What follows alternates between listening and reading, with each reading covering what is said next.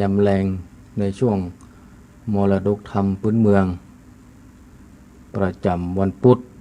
ในวันนี้ซึ่งตรงกับเดือน12เหนือแห่ม8ค่ำก็กับผมอัตมาภาพพระครูสถาพรพัฒนรังสี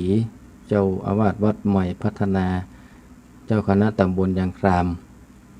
ก็จะได้ใช้เวลาในช่วงนี้ดำเนินรายการเทศนาธรรมพื้นเมืองธรรมชะตาปีเกิดซึ่งในวันนี้นั้นก็จะเข้ามาปีที่9ก็คือปีศาลหรือว่าปีวอกซึ่งเป็นธรรมชะตาผู้ที่เกิดปีวอกในวันนี้เพราะฉะนั้นก็นับเวลาต่อจากนี้ไปก็เราจะได้พร้อมกันฟังธรรมซึ่งในธรรมชะตาผู้ที่เกิดปีศาจหรือว่าปีวอกปีเลียงนี้ก็คือธรรมโหสถธรรมโหสถก็เดี๋ยวก็ถ้าฟังด้วยกันเรื่องแล้วจะเป็นจะได้นั่นก็ญาติโยมศรัทธาตลอดถึงครูบาอาจารย์ก็รับฟังด้วยกันเนาะก็วันนี้ก็เหมือนกันปกติก็จะได้มาเทศนาธรรมซึ่งวันนี้ซ้ำเป็นวันศีลตัวเนาะเป็นวันศีลกลางพรรษาตัวปีเดือนวันก็ค่อนข้างจะโวยพอสมควรเผลอแป๊บเดียวก็แฮมบักกี้ศีลก็จะออกภาษาละก็จะออกภาษา จากนั้นก็จะเข้าสู่ฤดูกาลของเดือนยี่มะวันเดือนปีโวยจากนั้นไปก็เมื่อก็จะสิ้นปีมะจะสิ้นปีมะประเพณีเดือนยี่เปงสิ้นปีแถมก็บอกว่าจะได้จัดกันกะแต่กับพยาธิอาพาธโรคภัยไข้เจ็บโรคติดต่อเนี่ยแต่ฟังข่าวของเดนี่ก็ถ้าจะบ่บังห้องละกะเพราะว่าส่วนใหญ่ก็ได้ฉีดวัคซีนกันประตุกประเสียงละกันยังแควนหน่อยก็ดีหรือบ่ฉีดเนาะป้องกันไว้ก่อนตึงเปื้อนตึงตัวศรัทธาเขาท่านตั้งหลายปู่อุ้ยแม่อุ้ยก็ถ้าได้ฉีดก็ไปฉีดแต่เนิ่นอย่างน้อยก็เป็นภูมิคุ้มกันเขาเบื้องต้นถึงมันจะบ่ได้เต็มที่ก็ยังแควนอยู่มันยังแควนที่บ่มีอย่างสักอย่างอุ่นใจแหมหน่อยหนึ่งแต่เรื่องอันที่มันจะเกิดมาโดยนั้นก็อันนั้นเป็นแถมเรื่องหนึ่งนอกปากกันไปตามเหตุตามผลไปซึ่งวันนี้นั้นก็เป็นโอกาสอันดีเนาะที่เราท่านทั้งหลายจะได้ฟังธรรมฟังน้ำฟังธรรมกันตะกี้ก็ฟังไปแล้วก็จะมีการเทศคู่วันในช่วงมะแรงเนี่ยตั้งแต่3 โมงไปแต่อาตมาภาพนี่ก็จะรับช่วงในเวลาตั้งแต่4 โมงถึง5 โมงแรงบรรยากาศช่วงนี้ก็แดดวันนี้แดดฮ้อนหนำวะวันก่อนก็ฝนตกวันค่ำวันนี้ตะวาก็วันนี้เริ่มแดดละก็บอกว่าพายุจะเบาบางไปแล้วกะจะฝนก็จะหายไปแล้วกะแต่ปีนี้ก็รู้สึกว่าปีนี้ฝนดีเนาะฝนตกหนักก็หันน้ำนองหันน้ำไหลหันน้ำอ่างที่ศรัทธาชาวบ้านได้แป่งเอาไว้ใส่น้ำลำยงลำใหญ่หน้าแรงมีพ่องก็ยังแควนอยู่ก็ม่วนอกม่วนใจอยู่ระยะเวลาหลายปีนะแกที่บ่หันน้ำนองนี่นะโดยเฉพาะน้ำไม่ขานของเขานี่น้ำไม่ขานน้ำไม่วางนี่มานองปีนี้ก็นักพอสมควรก็หันและอยากแขวนหน่อยก็พอข่าวก็นึกเหมือนว่าก็ทะเลสาบด้วยเต่าก็มีอีกะน้ำก็ขึ้นละถ้าอย่างนั้นแสดงว่ามวลน้ำค่อนข้างจะนักพอสมควรถ้าว่าโดยแปรโดยเต่าหรือว่าทะเลสาบโดยเต่าน้ำหนักเนี่ยแสดงว่าน้ำหนักละปีนี้จะอุดมสมบูรณ์แต่อันหลายอย่างประกอบกับพืชพันธุ์ธัญญาหารเมื่อได้รับน้ำฝนนี่ก็มันก็จะงอกงามอุดมสมบูรณ์ไปเนาะแต่บางอย่างมันก็บ่สู้หมะเพื่อนนึงว่าในโลกนี้นี่มันบ่มีอะไรอย่างสมดุลแต่นักล้ำไปก็บ่ดีน้อยล้ำไปก็บ่ดีมามีให้เลยก็บ่ได้ลำบากหมะอย่างฟ้าฝนช่วงที่ผ่านมาก็บางห้องก็จมนักแก่ไป ตกเกินธรรมะเสร็จได้บ่มีกับหายแซบเสร็จได้บ่มีกับกองหาเมื่อไม่มีกับมีนักเกินธรรมะเกินที่จะเหลือใจธรรมะในความพอดีมันมักจะบ่มีในโลกนี้นะญาติโยมศรัทธาทั้งหลายเราก็จะต้องทำใจน้อยก็บอกว่าการดำเนินชีวิตบอกว่าการปฏิบัติเนี่ยก็จ้างเด้อนะความพอดีนี่มันค่อนข้างที่จะหายากหน่อยความสมดุลนี่นะแต่เราบ่ประคับประคองเขาบ่ระมัดระวังแต่ว่านี่ก็มันจะค่อนข้างได้ถ้าบ่น้อยลำไปก็จะเกินไปมั้งเกินไปก็อย่างว่านั้นเนาะก็บ่ดีน้อยลำไปก็บ่ดีให้มะเอามกกลางๆพระพุทธเจ้าได้ทรงแสดงว่ามัชฌิมปฏิปทาตังใส่กลางถ้าเราดำเนินไปได้นี่นะปฏิบัติได้ต่างอยู่กลางๆเนี่ยบ่นักลำไปบ่น้อยลำไปอยู่กลางๆนี่บ่ว่าอย่างนั้นก็เข้าใจว่าคงจะบ่เดือดร้อนกันแต่ว่าบางอันมันก็ห้ามบ่ได้แต่บางอันก็หลีกเลี่ยงบ่ได้ก็จำเป็นได้ไปตามนั้นในวันนี้ก็วันพุธเนาะเราก็ได้มาปะกันแหมเตื้อหนึ่งก็นังแขวนหน่อยอยู่วัดนี่จะได้เตะผ่านไลฟ์สดทาง Facebook นี่ก็ต้องคุกคักเป็นเตื้อเป็นข่าวเนาะเพราะว่าท่านพระครูอภิวัฒนวิกรมก็จูนสัญญาณตังปูนธรรมภาพก็เตะอยู่ที่วัดเพชรนังแขวนหน่อยเพราะว่าถ้าหากว่าได้ปล่อยตั้งสถานีพวกนี้มันก็ยิดก็คนไปส่งให้มาแต่สำเตือก็บ่เต้าบ่ตันมันไปให้ไปสวนก็ลำบากก็เลยว่านักแขวนน้อยถ้าอย่างนั้นก็เปลี่ยนระบบมาติดที่วัดช่วงนี้ก็เอาประมาณนี้ก่อนโดยอาศัยเทคโนโลยีผ่านทาง Facebook ไลฟ์สดส่วนตัวไปก่อนก็จะโยมศรัทธาบางท่านก็ว่าก็ยังว่าแจ้งก่อนล่วงหน้ามันก็มันถ้าเปิดเฟซนี่ก็ถึงจะปะไอ้เนาะถ้าบอลพูดนี่นะถ้าบอลได้เตะก็จึงจะปะถ้าบอลได้บทเตะนี่ก็จะบ่ปะมันจะมีพูดก่อนนั้นพูดหนึ่งบ่ได้เตะสักกรรมพอดีติดภารกิจส่งพูดที่ผ่านมานี่ก็ตอนนี้พอถ้าบ่มีภารกิจอันใดติดก็จะเทศนาธรรมไปเรื่อยๆเนาะจนกว่าทางสถานีวิทยุทางท่านพระครูเพิ่นจะได้แจ้งทำกรรมว่าจะปรับเปลี่ยนผังอย่างไรพ่องนี่เป็นต้นเพราะฉะนั้นก็ทุกๆวันพุธเราก็จะได้มาปะกันเป็นประจำซึ่งทำชะตาปีเกิดนี่ก็ปีนี้ปีที่9แห่งประมาณ2ปีเนาะ2ศีลนี่ก็2เตื้อ2พุธนี่ก็จะเสี่ยงกันเนอะ3เนาะ3ปีนี้ปีวอกละใกล้จะเสี่ยงละนั้นทำจัตตาปีเกิดเนี่ยญาติโยมศรัทธาเฮาท่านทั้งหลายเป็นห้องว่าเป็นทำจัตตาประจำปีคนเหนือคนล้านนาเฮาเปิ้นถือว่าไหนๆก็เฮาเกิดมาแต่ละปีเปิ้งเนาะก็ตามประเพณีจารีตประเพณีท้องถิ่นก็มักจะทำบุญประจำปีเกิดตัวเก่าเปิ้นก็เลยว่ามีแต่บ่จะมีทำจัตตาปีจะตาเดือนจะตาวันแหมมีหมดซ้ำอย่างก็12ราศีอย่างเดือนนี้เปงเฮาเนาะเฮาจังเตด13ก่อนเนี่ย13ก่อนนี่ก็เพิ่นก็ถือว่าเอาเป็นทำจัตตาปีเหมือนกันอย่างเกิดปีหนูนี่ก็ตัดสปอนเนี่ยกันที่1เนี่ยก็สถาญาติโยมก็รับเป็นเจ้าภาพคนที่เกิดปีหนูนี่จะเจ้าหน่อยอีกหน่อยก็ไปร่วมเข้าสืบมูลจัตตาฟังเทศน์ฟังธรรมเอาอานิสงส์ไปโดยก็ถือว่า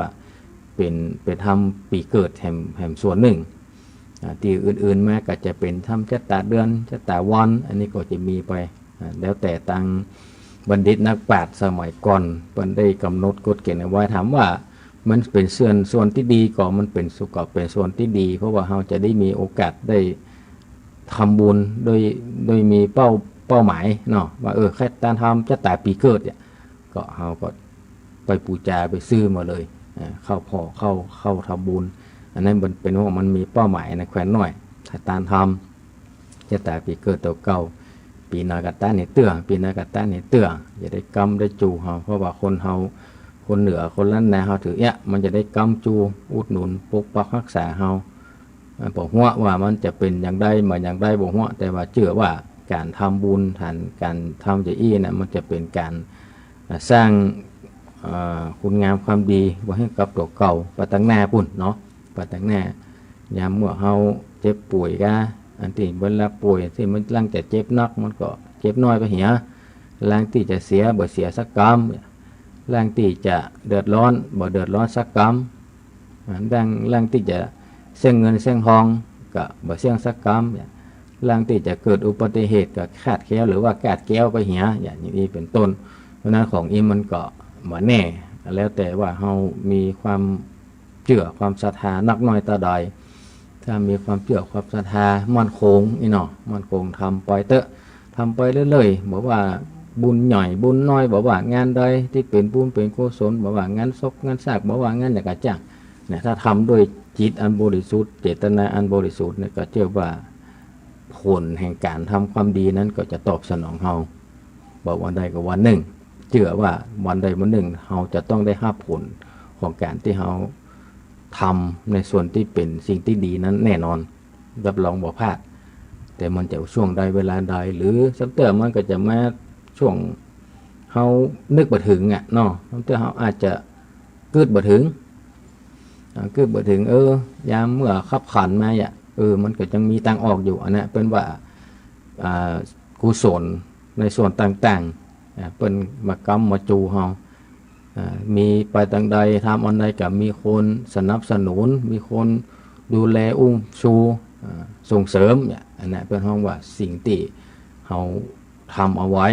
ในส่วนที่มันดีๆทั้งหลายความดีทั้งหลายเนี่ยมันก็จะตอบสนองเราอย่างนั้นนะแต่ในขณะเดียวกันถ้าตรงกันข้ามถ้าเขาบ่ทำอย่างเลยแบบนี้อย่างเลยในไผก็ตึงบอกว่าอย่าง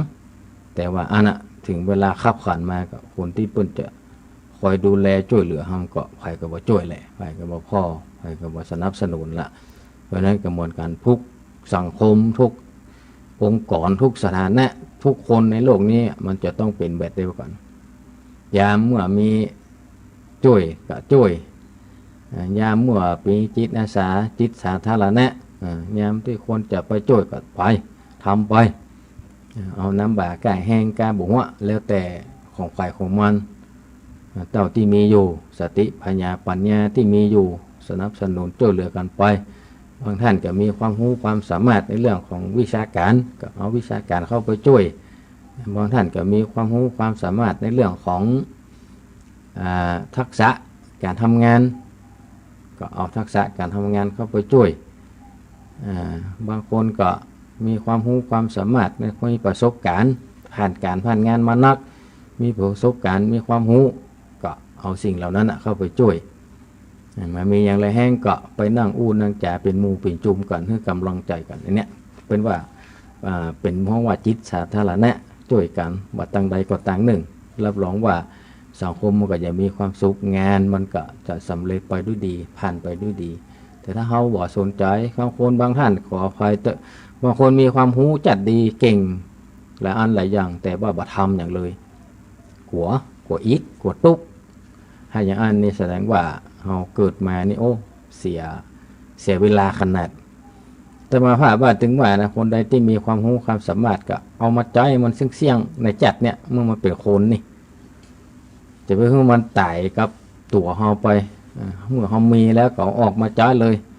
จ้างอันใดเป็นอันใดหูอันใดทำไปช่วยไปเพื่อมันมีประโยชน์กับตัวเฮาในยามเมื่อจัดเฮาเป็นคนบ่เดียวนี้เวลาวันหนึ่งเฮาเท่าแก่ชราเข้าข้ามชรามาเนี่ยบ่ได้แล้วทำอย่างบ่ได้มันก็จบแต่ว่าเฮาก็ภูมิใจว่าที่ผ่านมาได้ทำเต็มที่แล้วแต่ถ้าเฮาบัดทำอยู่เลยมันก็คือความรู้ความสามารถนั้นก็บ่ก่อเกิดประโยชน์มันก็จะเสี่ยงไปหายไปกับตัวเฮาเนี่ยทำไปมันถึงบ่เสียหายทำไปสร้างไปแปลงไปอันเนี้ยมันจะเป็นส่วนที่สนับสนุนเฮาเมื่อลูนแต่ถ้าบัดทำไปเลยมันก็เสียเว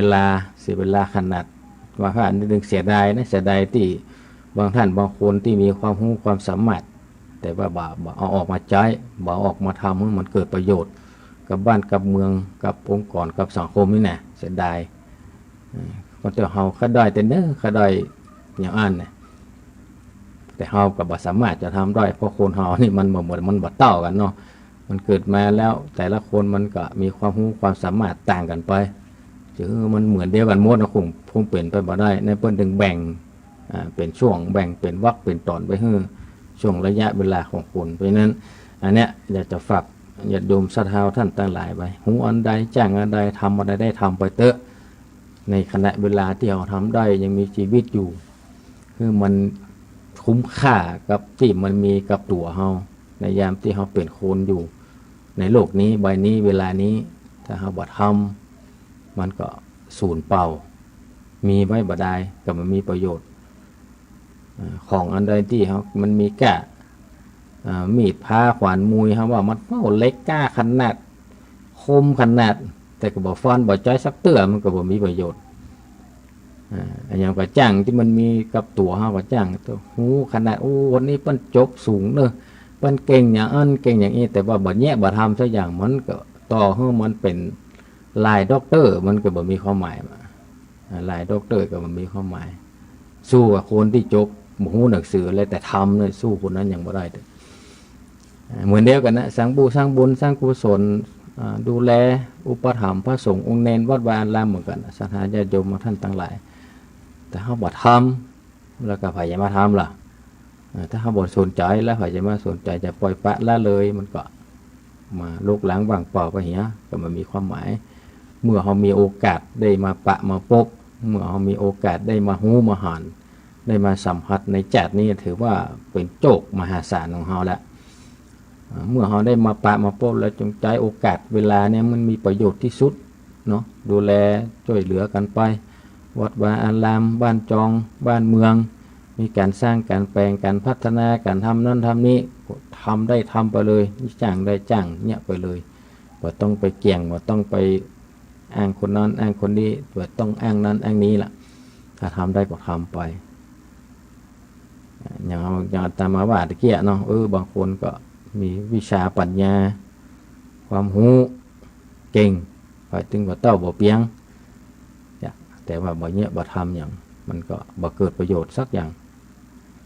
จบมาบ่ได้มีความรู้บ่ได้แต่บ่นำมาใช้มันก็บ่ก่อเกิดประโยชน์ว่าซื่อๆน่ะเนาะจบสูงๆมันก็ได้แต่คนได้จบสูงนี่ได้ก็จ้างถ้าบ่ทำนี่นะมันก็เท่ากับศูนย์นะเนาะแต่คนใดที่บ่ได้เฮี้ยมได้เฮี้ยนบ่ได้จบอย่างแต่ว่ามีวิชาปัญญาติดตัวมาตั้งแต่กำเนิดก็ทำเต่าติดตัวเก่าทำได้อันนั้นจะเป็นประโยชน์กับตัวเฮาประโยชน์กับบ้านกับเมืองแห่งนักไปจากแน่อย่างเฮาจะสังเกตได้ว่าอย่างปัจจุบันเนี่ยวัดวาอารามก็ดีสถานที่สำคัญที่เฮาปากันไปกราบไปไหว้ไปสักการะบูชาถามว่าสมัยก่อนเนี่ยคนที่เพิ่นสร้างไว้เนี่ยเพิ่นก็บ่มีหยังถามว่าคนสมัยก่อนไม่จบด็อกเตอร์ก็บ่มีก็ธรรมดาเนี่ยแต่ว่าเพิ่นสามารถทำได้แล้วเฮาคนรุ่นหลังมาปะบ่เดียวเฮายังปากันไปกราบไปไหว้เป็นตี้ปากันไปไหว้เป็นตี้บ่แต่ของก้อยปากันไปอยู่เนี่ยก็เพราะหยังเพราะว่ากุศลแห่งคุณงามความดีเพิ่นได้สร้างเอาไว้เฮาเลยปากันไปด้วยแรงศรัทธาแรงความเชื่ออย่างที่เราตั้งไปสายบุญไปร่วมบุญร่วมทำบุญร่วมนั้นที่หั่นที่นี่กับท่านอาจารย์ท่านพระครูอภิวัฒนวิกรมเปิ้นจังปาเฮาไปเนี่ยเป็นห้องว่าไปสร้างบารมีบ่จำเป็นต้องสร้างไว้ที่เก่าไปขยายให้มันกว้างออกไปหั่นไปนี่หั่นนี่ก็จะเป็นประโยชน์กับเฮาแล้วก็เป็นประโยชน์กับพระพุทธศาสนาโดยนั้นก็ฝากกับหมู่เฮาทั้งหลายเด้อลองพิจารณาว่าเราจะเอาจะได้เนี่ยจะได้ดีกับตัวเฮาในการปฏิบัติอยู่ในโลกนี้ปัจจุบันนี้ที่เราได้เกิดมาเนาะเอาละเนาะต่อไปนี้ก็จะได้เข้าสู่เนื้อหาสาระของพระธรรมเทศนาพื้นเมืองทำจะแต่ปีเกิดผู้ที่เกิดปีสันปีลิงหรือว่าปีวอกเนาะปีนี้ก็ชื่อว่ามโหสถก็เชิญทุกท่านได้สดับรับฟังด้วยกันเพื่อจะได้นำไปพิจารณาประดับสติปัญญาในการดำเนินชีวิตต่อไปเรื่องแล้วจะเป็นอย่างไรก็เชิญทุกท่านได้รับฟังพร้อมกันณบัดนี้นะโมตัสสะภะคะวะโตอะระหะโต สัมมาสัมพุทธัสสะนะมิตัวกันจิโนโคมังอโนวิจาวิญโยพรหมจานิสิลโตนาอุปวะลันติติปัมปัญจิเตนะอะพินหังปัญจเวคิตาปังภิกขเวดูลาภิกขุตั้งหลายปังเมื่อภาตถากันตาได้เกิดมาเป็นค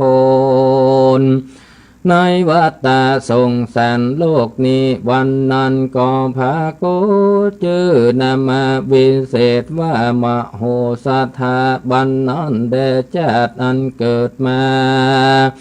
เป็นเจ้าวันนั้นอาหังอันว่ากูพูดนี้อนุวิจาวิญโยก็มีพญาปัญญาอันจะเลวฉลาดมากนักหาปุกันละผลใดจักมาเพียบเตรียมบ่อนใดสักผู้สักคนอุปาวะลันติก็สามัญทาเพื่อจะแก้ปัญหาอันนานร้อยปันในขณะยามเดียวหนึ่งก็มีและนาว่าดังนี้ในขณะยามนั้นอันว่ามหาสัตว์เจ้าเกิดมาจากท้องแม่มันดาวันนั้นยังมีมหาพรหมเกิดมาเป็นสร้างให้แห่งมหาสัตว์เจ้าแต่งก่อนแล้วกองเอายาติดมาใส่ไว้ในมือมหาสัตว์เจ้าคือว่าเจ้ามโหสถผู้นั้นแลตาสะมิงขันเนในขันยำนั้นเมื่อเจ้ากุมมันออกมาจากต้องแม่แลนั้นคนตั้งไหลก็หันมหาพรหมตนนั้น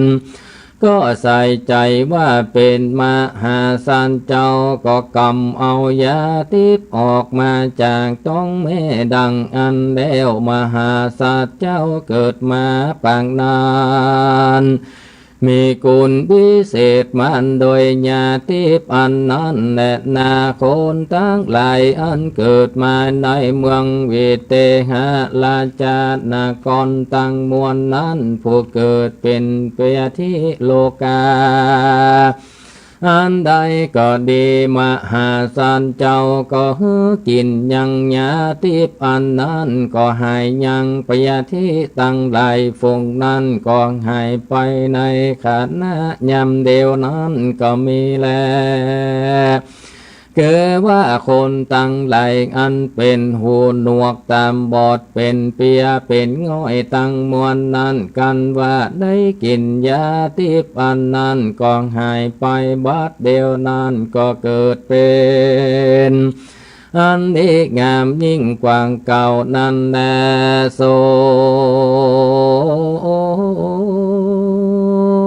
โพธิ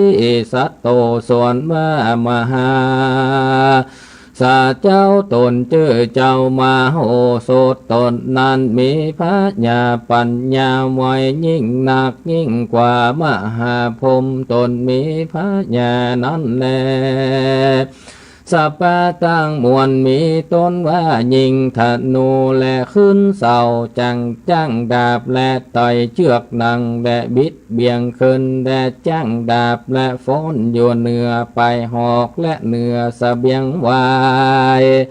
บิดเบี่ยงไว้บิดเบี่ยงกิ้งไปมาเหนือเชือกเสบียงไว้ก่อนได้เสียงจูอันบ่มีเศษสันดอสักอันแต่แลปุณณทิวะเศษในกาลเมื่อวันโดนมานั้นมหาสันเจ้าเกิดว่าหนอเนามโหสถก็มาล้ำเปิงดูพระญาปัญญาแห่งตนว่าอันว่ากุณีปาปาจิตเตนะอภินหังปัญจามเวคิตปัง กูก็จักบวชเป็นพระละสีอยู่ในดงลีป่าห้วยที่ผาดิ่งจ้อยดงนากังหิมะวันตาเถื่อนทองอยู่เป็นหมู่เปื่อนป้องสัตตาก็จะเป็นอันสุขขายิ่งลำกันมหาสัตว์เจ้าขนิ่งสันนันแล้วประนอแก้วสัมปิจารณาไปไหลว่ากันอันเล่นม่วนสนุกและชื่อว่าเจ้าและสี่ตั้งไหลฟงนั้นอันมีศีล8ศีล10นั้นก็เตียนย่อมรักษาเมตตาภาวนาอยู่ในอรัญญาปางกว้างอยู่เสพสังสงัดใจบ่มีภัยญาอุบาทจักเตเต่งเราราหิงสาเว้นจากกะเมื่อกุลห้างอันเป็นเครื่องตำจ้าสามัญจริงจากได้พ้นจากโอคาสงสารเข้าสู่นิพพานแต่ดิลิเหตุดังนี้โกจักไปบวชเป็นได้สีแต่แลกันว่าเจ้ามโหสถพิจารณาลำเปิงดังนั้นเดียวก็เข้าไปไวยังพ่อแม่เล่าอาการเธอปิตามันดาเพื่อปงอาจญาอนุญาตแก่ลูกหลังไปบวชเป็นดานสีอยู่กังกิลีห้อยหาดก็มีและอัฏฐาในกาลยามนานส่วนอันว่าพ่อแม่พญาตั้งสองก็มีใจมองมนเศร้าอันลูกเต้าจากนี้ไปบวชเป็นจีพรายอยู่กลางพระนาไลดาวป่าส่วนปิตามันดาตั้งสองหายเศร้ามองโศกเศร้าแล้วก็อนุญาตแก่ลูกแก้วพุทธาปงอนุญาตลูกเต่าเฮินได้เข้าสู่ปะปัญจกรรมแล้วก็คือคนทั้งหลายได้รีบพันพายตกแต่งยังพยอมฝาดสีเหลืองคือเป็นเครื่องอันธาบดีขันแก่เจ้ากุมารนอดเนาส่วนตนมหาสัจเจ้ามโหสถนานพญาเจ้าทั้งสองอันเป็นพ่อแม่ก็อนุญาตถือนุ่งผ้าย้อมฝาดอันจักเป็นเชื้ออะละหันตาตั้งหลายแล้วก็สะพอหน้าเข้าสู่ป่าไม้หิมมัมปันไปด้วยตนเองเดียวไปบวชในศาสนาแห่งพระพุทธเจ้าอันมีเจ้าละสีฟุงอยู่ก่อนนั้นก็มีและนาตาปีอันว่าเจ้าละสีทั้งหลายฝูงไปบวชอยู่ก่อนนั้นก็ดูว่ามหาสัจเจ้าตนมีปัญญาออกมาบวชเป็นละสีดังอ่านเขาก็มาโอปะถากมหาสันเจ้าโดยลูกไม้หัวมอนน้ำกินน้ำใจต่างๆก็บ่เฮอมหาสัจเจ้าไปเอามาด้วยตนสักอันก็ไม่และส่วนว่ามโหสถมหาสันเจ้าก็ขมวดเข้าไว้เป็นจนาแล้วก็มาปั๊บเลินเมตตาภาวนารักษาศีลจำเลินยังพรหมมาวิหารตั้งสีอยู่ใจอยู่มาบ่นั้นเต้าใดมโหสถเจ้าละสีก็ได้ถึงยังอภิญญาสัมมาปฏิตั้งสีอันเป็นโลกุตลาสัมมาสัมปติ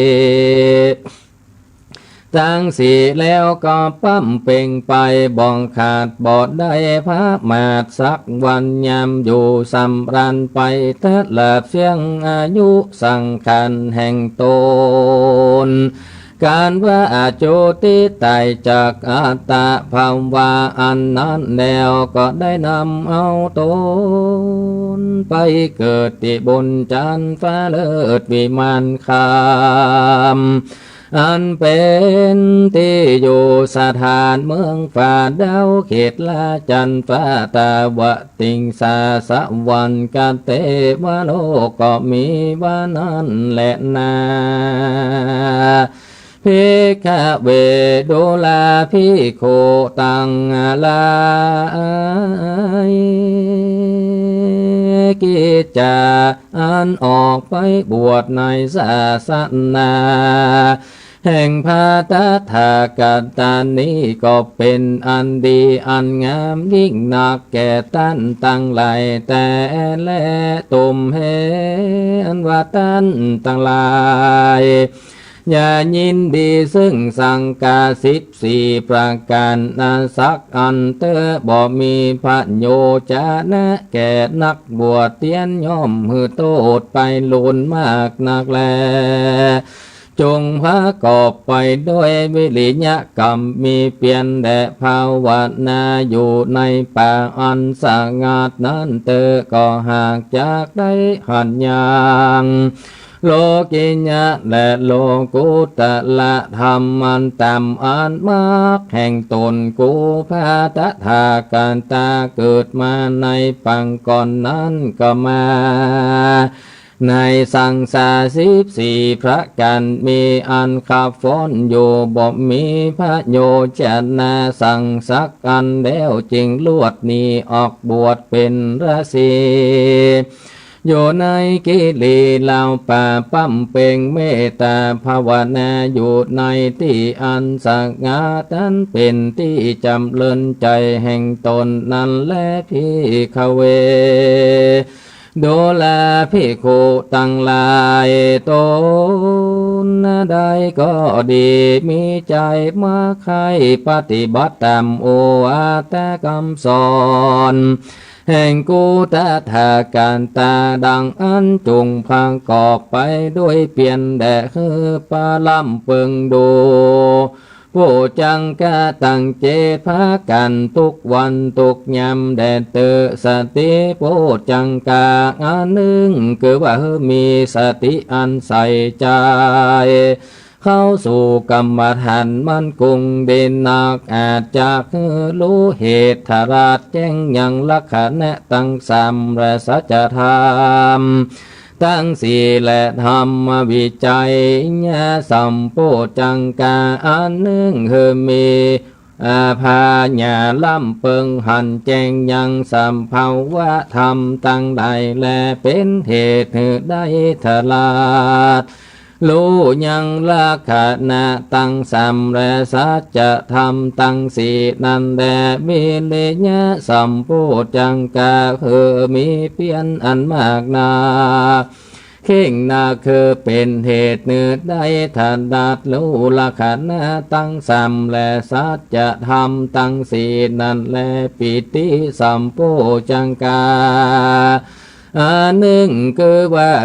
มีสติจื่นเต็มใจเป็นเหตุได้รู้ยังลักขณะตั้งสามและสัจธรรมตั้งสี่นั่นแลปัสสัทธิสัมโพจังโกอันหนึ่งคือว่ามีใจ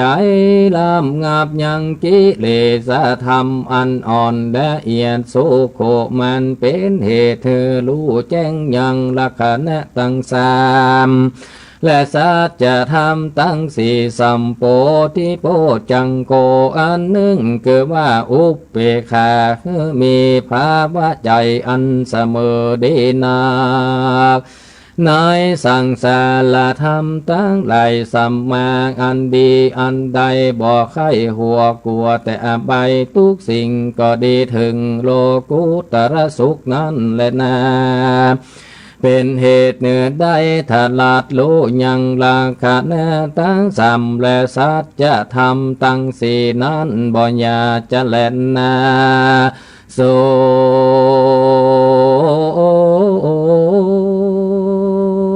ภิกขุอันว่าภิกขุตนนั้นก็หากเป็นอดีตญาตนหนึ่งและเป็นตนรังก่อไปโดยวิริยะแต่และนาก็มักแก้ววิริยะกุล แห่งพมาจารีตั้งหลายก็มินและเยปุกะลางอันว่าปุกะลาฝูงได้อันเกิดมาในโลกนี้เกิดว่าเกิดปีศาจในกาลเมื่อก่อนยามนั้นก็ได้เกิดร่วมเจ้ามโหสถประดังไปหน้าแต่นั้นไปก็ได้เอาตนโจติไต่กางกาดไปเกิดในกำเนิดทรงสันใจไปลุนมาได้เอาตนไปโจทาเจ้านครพนมแล้วเอาตนไปสู่ไม้ขัดเจ้าอันมีผีเสื้อและมาอยู่เฝ้ารักษาจริงได้เจียนจาซึ่งกันไปมาว่าดูกะลาเจ้าสหายทั้งสองเฮ้ยหังอันว่าข้าก็กลัวยังภายญาอุปตะวะกังบนเปียที่มาบังเกิดในตนตัวแห่งข้าจริงขอสั่งอำลาเขื่อตั้งส่องไปจุติในกำเนิดแห่งคนตั้งหลายไปลุนมาข้าจักหาเครื่องปูจามาฮือแก่เจ้าตั้งสองว่าอันเดียวก็ได้นำมาปฏิสนธิเกิดในกำเนิดกับพระต้องแม่แห่งตนได้เกิดมาเป็นคนยิ่งใจตั้งหลายนี้แหละนาอุตมะตานังอันไวยอดตานแห่งตนได้สร้างธรรมมโหสถเป็นธรรมจตาจุงได้สร้างกำแพงเป็นตันก็จักเมภาละอานิสงส์อันกว้างขวางสมเลเทโบธิจำเดินโจเยืองโจพระการบ่อยาจะอะไรนาอาทากาธาจันเจ้าไข่บทว่ากันจีนุโคมังงานุบิจาบินโยนันโดยอัญญอันแควบแก้ไขยังธรรมมโหสถาลาจาลตะกังอันเป็นเจ้าทวนห้าแห่งบาพุทธเจ้าก็บังโกมสมเด็จสเด็จญาติโยมศรัทธาท่านทั้งหลายได้ฟังพระธรรมเทศนามโหสถ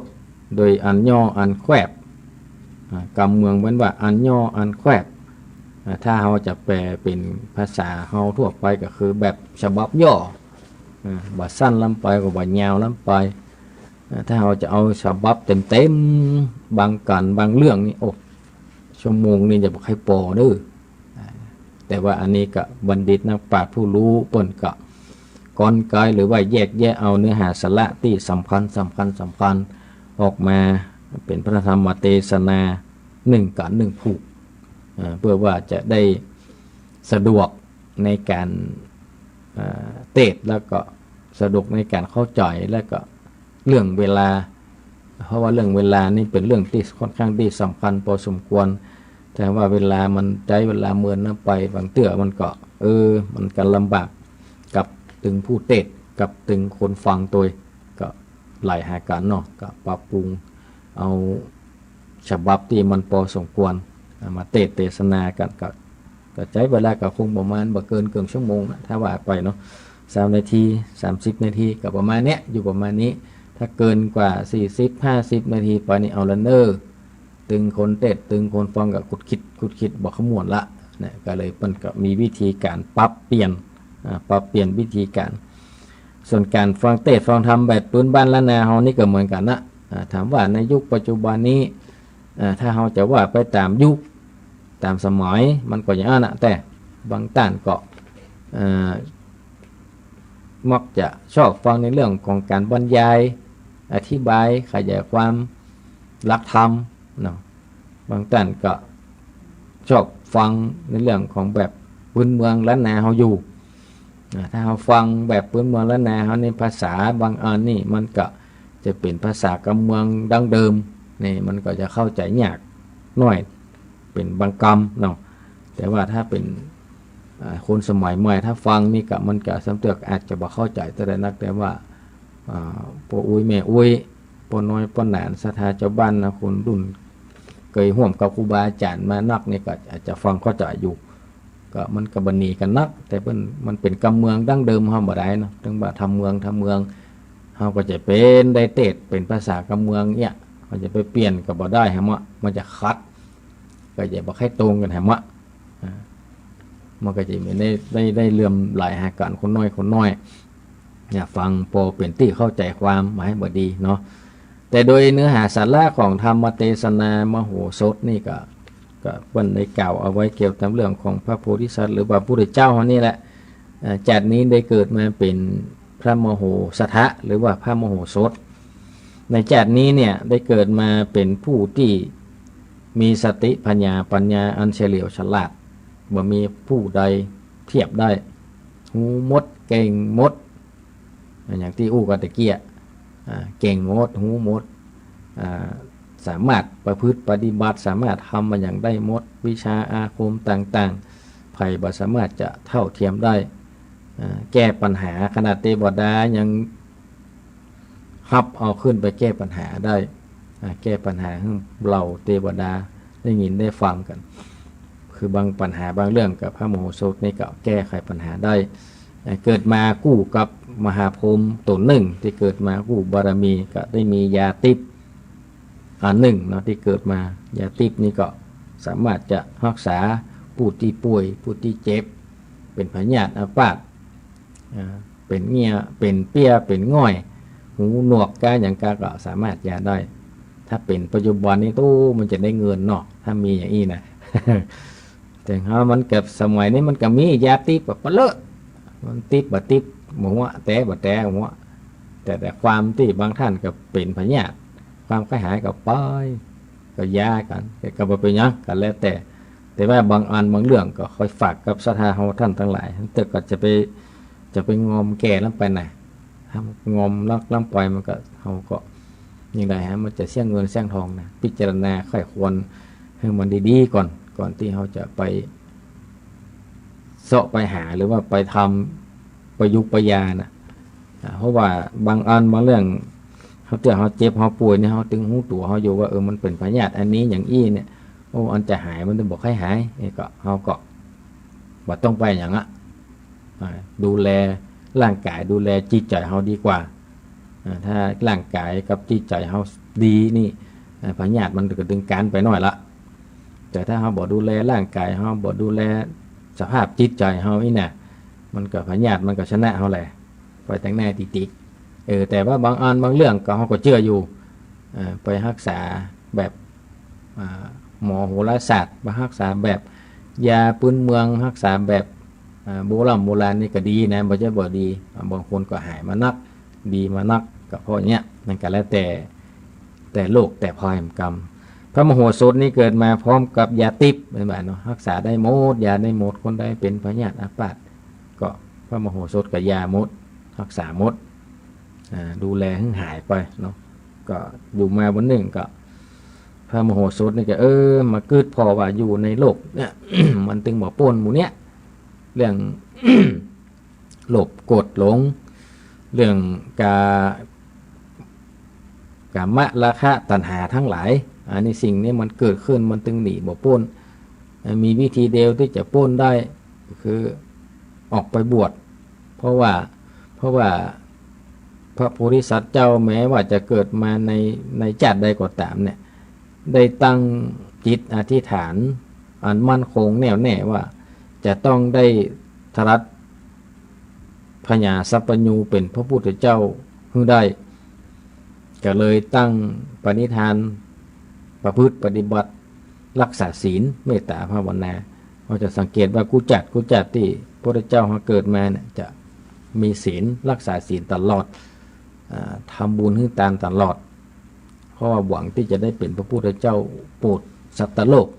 ในอนาคตตั้งหน้าแห่งองค์หนึ่งอย่างนี้เป็นต้นนะพระมโหสถกับพระมโหสถนี่ก็เหมือนกัน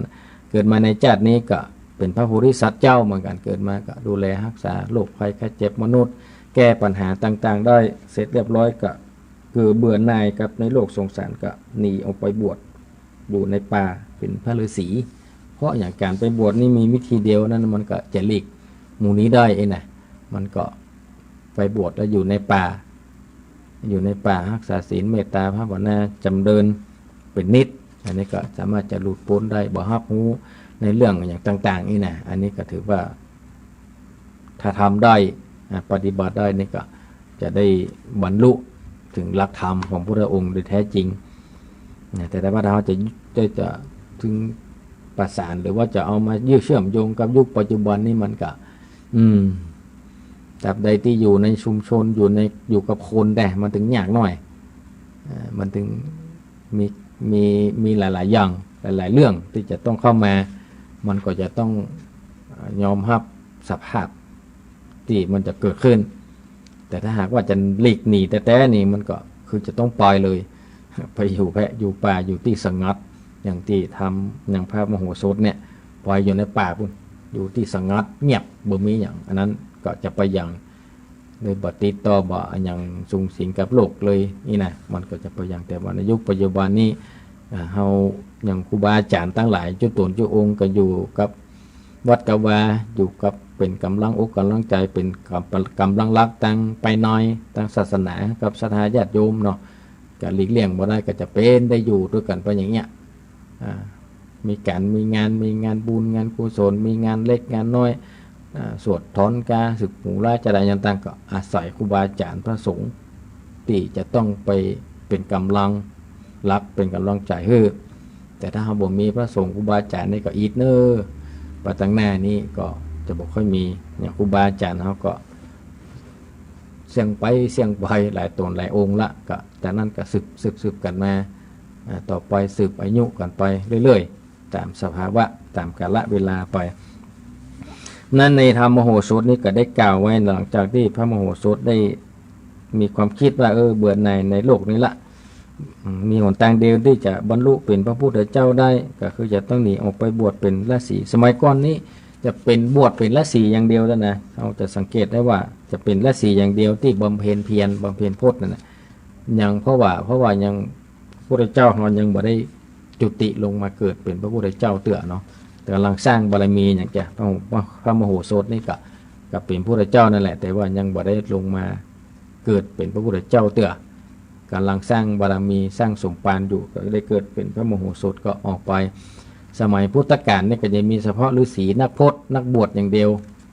ที่สามารถจะทำได้ก็คืออย่างที่ฮอนในสารคดีของประเทศอินเดียเนาะจะมีเฉพาะนักพจน์นักบวชนุ่งขาวซื้อศีลกินเจบางลัทธิกับนุ่งผ้านุ่งเสื้ออย่างที่เขาหันนั่นนะบางลัทธิก็หลายอย่างก็คือเป็นห้องว่าเป็นพระฤาษีอย่าง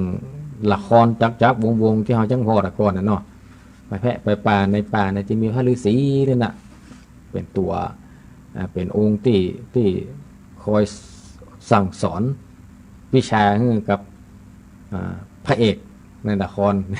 ในเขาจังพอละครเนาะอย่างนี้เป็นต้นนั้นถ้าสมัยพุทธกาลถ้าจะไปบวชก็คือจะต้องไปเป็นพระฤาษีอยู่ในป่าอย่างเดียวละก็เลยว่าตอนนั้นยังบ่มีพระสงฆ์ในพระพุทธศาสนาเตื้อวันนั้นอันนี้ญาติโยมศรัทธาตั้งหลายเนาะก็เฮาเกิดมาพบปะพระพุทธศาสนาเนี่ยมันก็เป็นสืบตื่นเนื่องกันมาพระพุทธเจ้าได้กำหนดจุติลงมาเกิดเป็นพระพุทธเจ้าองค์หนึ่งแล้วก็มีหลักธรรมคำสอนสั่งสอนอบรมเอาไว้แล้วก็มีการสืบทอดหลักธรรมคำสอนมาพระธรรมคำสอนของพุทธองค์จนถึงปัจจุบันนี้เฮาเมื่อก็นับว่าก็ได้2,000 กว่าปีละเฮารุ่นหลังเนี่ยเฮายังมีโอกาสได้สัมผัสเฮายังมีโอกาสได้เรียนรู้เฮายังมีโอกาสได้ศึกษานี่ก็ถือว่าเป็นวาสนาที่สุดของเฮาที่ได้ครั้งหนึ่งได้เกิดมาบนโลกผืนนี้แล้วก็ได้มีโอกาสได้ศึกษาได้ปฏิบัติตามหลักธรรมคำสอนของพระพุทธองค์ที่กว่าที่พระพุทธองค์จะทรงตรัสรู้เป็นพระพุทธเจ้าเกิดมาเป็นพระพุทธเจ้าโปรดสัตว์ทั้งหลายเนี่ยพอในการสร้างบารมีของพุทธองค์นั่นแหละมันจะเล็กซะน้อยมันจะง่าย กว่าจะได้มาเป็นผู้ใดเจ้าเนี่ยสร้างบารมีมาตลอดหมู่กี่หมื่นจาดร้อยจาดพันจาดกว่าจะได้เป็นผู้ใดเจ้าพอได้เป็นผู้ใดเจ้าแล้วก็มีหลักธรรมคำสอนที่สะสมไว้พระองค์ก็ค้นพบอย่างต่างๆก็มาแนะนำบอกกล่าวให้สาวกทั้งหลายได้เรียนรู้ได้สืบทอดมาเฮาชนรุ่นหลังถึงปัจจุบันนี้เฮายังมีโอกาสถามว่าเฮาจะประพฤติปฏิบัติเหมือนพระพุทธองค์จะได้ก่อนรับรองว่าบ่ได้แน่นอนเต่าที่อ่านเต่าที่ศึกษาพอเกี่ยวกับแต่ละจาดของพระองค์ที่เพิ่นเกิดมานี่นะว่าเจ้สเล็กสน้อยการสร้างบารมีนี่นะเพราะนั้นเมื่อการสร้างบารมีเนี่ยเฮาท่านทั้งหลายบอกว่าภายก็ตามก็จะไปย่อท้อจะไปใจอ่อนเข้มแข็งอุปสรรคอะไรยังจะเกิดเรื่องแล้วยังจะเกิดกับจังมันเป็นการวัดใจกันเป็นการวัดบารมีเฮาเหมือนกันนะว่าเขาจะได้นักได้น้อยทำได้บ่ได้บางคนก็สะเลยบางคนก็ถอยบางคนก็บอกเอาสักกรรมบ่เนี่ยสักกรรมเนี่ยนะคนเขาว่ายอมแพ้ก็บารมีเขาก็สิ้นสุดลงแต่ว่าถ้าเขาบ่ยอมแพ้ทำไปเรื่อยๆทำดีไปเรื่อยๆเขามุ่งมั่นตั้งอกตั้งใจว่าชาตินี้